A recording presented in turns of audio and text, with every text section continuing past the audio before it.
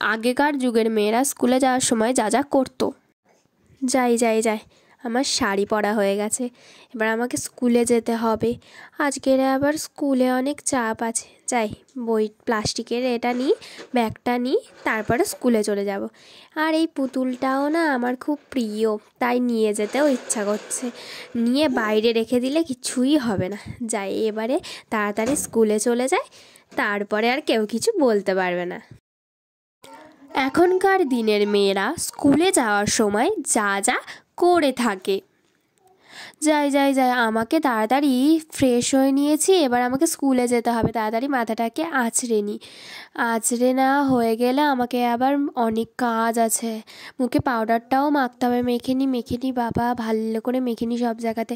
এবার আমাকে আবার ঠোঁটে লিপ বামও দিতে হবে, না তো ঠোঁট ফেটেছে আমার। যাই, ভালো করে লিপ বামটাকে আমার ঠোঁটে দিয়ে দিই। এবার আমার খাতাটা কোথায় গেল? এই যে আমার খাতা নিয়ে এবার ব্যাগটা শুধু পিছনে ঝোলাতে হবে।